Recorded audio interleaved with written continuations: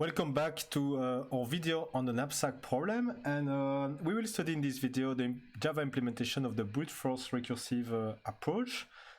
Just so that you know, I have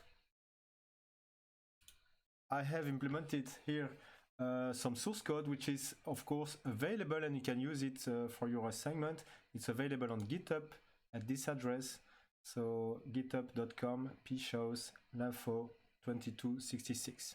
Okay, so here you've got the GitHub account, and you see that it's a standard Java project. So you've got a POM file, you pull everything, and then you just open it in IntelliJ as a project from the POM file. You should already know that from the Computer Science 2 course. So let's see, this is the source code here of this project, and of course I will gradually add some source code in it. You see that there is a package related to this first lecture, which is branch and bound. And no, sorry, this is not branch and bound, this is dynamic programming. Okay, this is the package dynamic programming. And first we'll study this one, so the knapsack naive. Okay, this one. Again, you see here the address of the GitHub. So I have a class knapsack naive. I've got a small instance here, which is the one that we study inside the video. I create an instance, I give the array, this is the array of values, this is the array of weights, and this is my capacity. I think that in the slide it was 11, it was not 12, sorry, so 11. Then I solve it, and I get as the result the best objective value that I can get. Okay. And so maybe it's not 66 anymore. So if I run it, you do a right click here. Sorry, right click, you run it.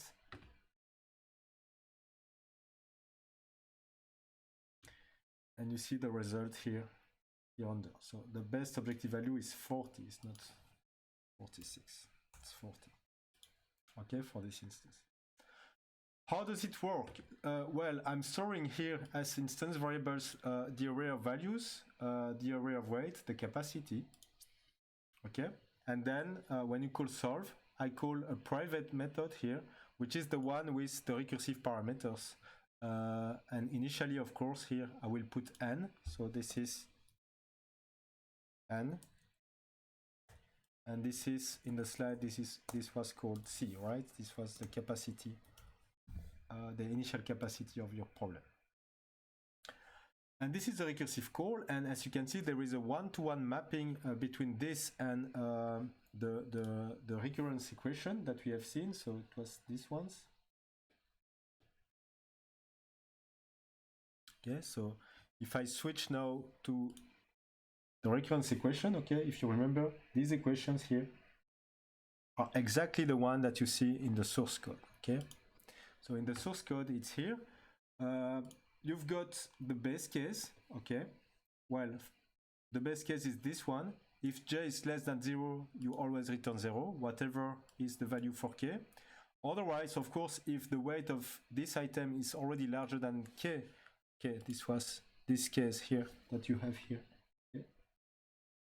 If you are already larger than k, there is no point continuing. You know that you cannot take this item. Okay, if the one at index j is already larger than the capacity here allowed by the subproblem, you cannot continue, and you just recurse on the one before. Okay, keeping the same capacity. And then we have the two cases here. We have the one here in which you don't take item j, and you have the one here where you take item j. And if you take item j, of course, you should reduce the capacity here of k by at least by the amount which is the weight of the item j that you just have decided to put inside the knapsack. You've got the results of this recursive call without the item and with the item, and you simply return the maximum of the two. Okay, and so if you do that, you will really explore this nice search tree that you have with at most 32 leaf nodes.